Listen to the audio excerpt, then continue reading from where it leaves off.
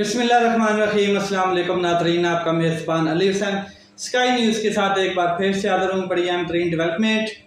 पाकिस्तान की मैशत का बेड़ा गर्क हो चुका है। पाकिस्तान की मैशत उस नैच पर पहुँच चुकी है कि जहाँ पर आम आदमी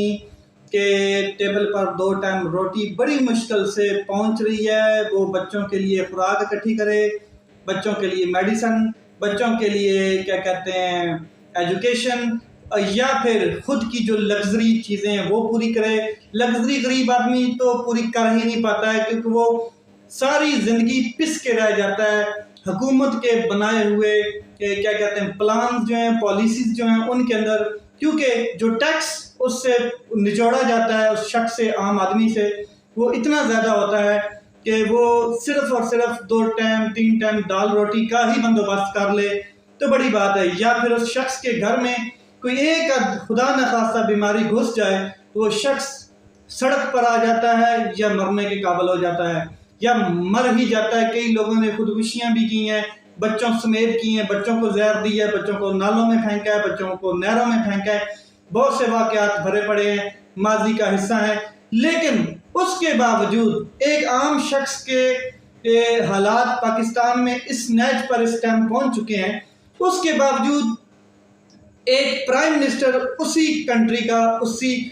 कंट्री का हुक्मरान वो कहाँ पर एंजॉय करता हुआ नजर आ रहा है। वो मैं आपको बताता हूँ कि तुर्किया के सदर जो हैं तैयब रजब एर्दोगान, उन्होंने तीसरी बार इंतखाबात जीते हैं और तीसरी दफ़ा वो सदर मुमलकत बन चुके हैं। उन्होंने आज हलफ उठाना था, उनकी हलफ बर्दारी थी, जिसके ऊपर इनवाइट किए गए थे 20 कंट्रीज़ के सीनियर लोगों को या उनके रहनुमाओं को या उनकी लीडरशिप को। बहुत से लोग आज आए। अगर ये ना भी जाते, पाकिस्तान के ख़जाने को टीका लगाकर, अवाम के टैक्स के पैसे को टीका लगाकर अगर ये ना भी जाते तो कोई बड़ा फ़र्क नहीं पड़ना था, क्योंकि तुर्किया के सदर को पाकिस्तान के माशी हालात का बड़े अच्छे तरीके से, बड़े बखूबी वो जानते हैं, क्योंकि उन्होंने पिछले इमरान खान साहब के 3 साला दौर भी देखा है और अब जो इम्पोर्टेड हुकूमत है उसको भी जानते हैं कि किस तरीके से कशकोल लेकर पूरी दुनिया में घूम रहे हैं। ये सारी चीज़ें देखने के बावजूद सिर्फ एक चीज़ नजर आती है कि पाकिस्तान में जो जमहूरियत है वो सिर्फ और सिर्फ बड़े लोगों की है। मैं आपको बता दूं, सियासतदानों की है, ताकतवर लोगों की है, एस्टेब्लिशमेंट की है। क्या कहते हैं, जो लोग नीली बत्ती में, जो लोग पीली बत्ती में, जो लोग लाल बत्ती में घूमते हैं, उनका मुल्क है, उन्हीं के लिए जमहूरियत है, उन्हीं के लिए आइन है, उन्हीं के लिए कानून है। जब दिल चाहे कानून अपने लिए बदल दें, जब दिल चाहे कानून चेंज कर दें, जब दिल चाहे आइन को माने या ना माने या फिर आइन में रद्दो बदल कर दें। आप यहाँ तक अंदाज़ा लगा लें कि पाकिस्तान की जो आला अदलिया है, सुप्रीम कोर्ट ऑफ पाकिस्तान, जब इनको लगता है कि अब ये लोग हमारे खिलाफ फैसला देने जा रहे हैं या एक कोई फैसला ऐसा मुतवक्के है जो हमारे खिलाफ आ सकता है, तो ये लोग, ये जितने ताकतवर लोग हैं, ये कानून ही बदल डालते हैं। अगर कानून बदल डालते हैं तो साथ ताकतवर लोगों के प्रेशर से जजेस को बाउंड भी करते हैं, जजेस के ऊपर प्रेशर भी डालते हैं, जजेस को फैसले रुकवाए भी जाते हैं, उनके फैसले माने नहीं जा रहे हैं। ये हालात इस टाइम पाकिस्तान के हैं। आगे एक दफ़ा पाकिस्तान टूट चुका है और मलबा सारा का सारा बांग्लादेश के लोगों के ऊपर डाला गया। मलबा जो भी था सारा का सारा उस टाइम की एस्टैब्लिशमेंट के ऊपर डाल दिया गया, या उस टाइम के क्या कहते हैं जो वज़ीर आज़म थे उनके ऊपर डाल दिया गया, या फिर उन लोगों के ऊपर डाल दिया गया जिन लोगों को पहले ही जेलों में फेंक कर उनके ऊपर तशद्दुद करवाया गया, उनको मारा गया, उनके ऊपर डाल दिया गया। लेकिन इससे सीखा कुछ नहीं। इस जितना भी जो पहले एक मिसहैप हो चुका है, माजी का हिस्सा बन चुका है, इससे आज तक किसी हुक्मरान ने नहीं सीखा, किसी एस्टैब्लिशमेंट ने नहीं सीखा, किसी ऐसे शख्स ने कुछ नहीं सीखा कि पाकिस्तान की बेहतरी के लिए कुछ किया जा सके। जो भी इन्होंने सीखा अपनी जेब के लिए सीखा, अपने खजानों के लिए सीखा, अपनी लैंड एरिया के लिए सीखा, اپنے برطانیہ کے محلات کے لیے سیکھا، اپنے یورپ کے بزنس کے لیے سیکھا، اپنے اسٹیل ملوں کے لیے سیکھا، سیمنٹ فیکٹریوں کے لیے سیکھا، اپنے آپ کو خوشحال کرنے کے لیے سیکھا۔ آج بھی پاکستان میں جو یہ گروپ بندی ہے یہ طاقتور لوگ کروا رہے ہیں، اور جو پاکستان کا مقبول ترین لیڈر ہے اس کو دیوار کے اندر چنوانے کی کوشش کی جا رہی ہے۔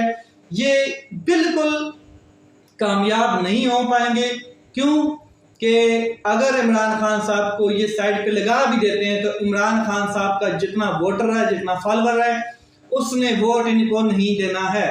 نہ تو وہ پاکستان تحریک انصاف کے علاوہ پیپل پارٹی کو ووٹ دے گا، پی پی کو نہیں ووٹ دے گا، اس کے علاوہ نون لیگ کو نہیں دے گا، اس کے علاوہ جے یو آئی کو نہیں دے گا، کسی اور جماعت کو پاکستان تحریک انصاف کا ووٹر ووٹ کبھی نہیں دے گا، کیونکہ یہ مائنڈ سیٹ ہے، اور ان کا مائنڈ سیٹ بڑا سمپل سا ہے کہ ہمارا لیڈر اور ہم اپنے لیڈر کے پاس جائیں یا ہمارا لیڈر کے پیچھے ہم کھڑے ہیں۔ جیسے کہ آج تک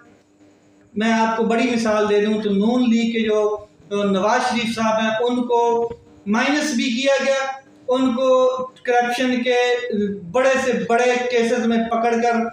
نائل بھی کیا گیا، سائٹ پر بھی لگایا گیا، سیاست بھی ختم کر دی گئی، پارٹی ہیڈ سے بھی اتار دیا گیا، لیکن جو ان کا ووٹر ہے وہ آج بھی ان کے ساتھ کھڑا ہے۔ تب بھی یہ لوگ اسمبلیوں میں گھوم رہے ہیں۔ اگر ان کا ووٹر انہوں نے توڑ دیا ہوتا تو یہ اسمبلیوں میں نہ بیٹھی ہوتی جماعت۔ جتنا مرضی زور لگا لیں عمران خان صاحب کو توڑنے کے لیے، آپ نے عمران خان صاحب کا ووٹر توڑنا ہے پہلے۔ وہ بڑی مشکل ہے کہ آپ توڑیں، کیونکہ 26 سال اگر اس شخص نے ووٹر بنانے کے لیے اسٹرگل کی ہے تو آپ کو 26 سال اور لگیں گے اس شخص کے ووٹر توڑنے کے لیے۔ جو وہ مائنڈ سیٹ یا وہ آئیڈیالوجی جو عمران خان صاحب نے یوتھ کے اندر ڈالی ہے اس کو ختم کرنے کے لیے آپ کو 26 سے زیادہ سال لگ سکتے ہیں۔ تو یہ جو ایک گرینڈ لائنز کیا جا رہا ہے، عمران خان صاحب کیا کہتے ہیں ساری کی ساری پارٹیاں اس کے اوپر ایک اور گرینڈ لائنز پارٹی بنائی جا رہی ہے جس کا افتتاح جلد ہی ہونے والا ہے، اور پتہ نہیں وہ کس نام سے بنائی جائے گی، کون کیا کہتے ہیں ان کا کیا کہتے ہیں وہ انتخابی نشان ہوگا، کس حساب سے بنائی جائے گی، کیا وہ پاکستان تحریک انصاف کا نام استعمال کریں گے ساتھ یا نہیں کریں گے، یہ چیزیں آنے والے وقتوں میں آپ کے سامنے آئیں گی۔ مگر ایک چیز بڑی واضح ہے اور وہ یہ ہے کہ یہ لوگ کسی بھی طریقے سے عمران خان صاحب کو توڑنے میں ناکام ہو گئے ہیں، عمران خان صاحب کی آئیڈیالوجی کو توڑنے میں ناکام ہو گئے ہیں، پھر عمران خان صاحب کے ویژن اور ووٹر کو توڑنے میں ناکام ہو گئے ہیں۔ اب یہ کچھ بڑا کرنے جا رہے ہیں، اور وہ بڑا یہ ہو سکتا ہے کہ عمران خان صاحب کو فوجی ٹرائل ہوگا، عمران خان صاحب کو نائل کرنے کی کوشش کی جائے گی، -1 کیا جائے گا، اور اس کے اوپر پاکستان تحریک انصاف کے لیے جتنی مشکلات پیدا بھی کر دی گئی ہیں، اس کے لیے کندھا کون دے رہا ہے؟ مسلم لیگ نون کندھا دے کے بیٹھی ہے، جس نے پہلے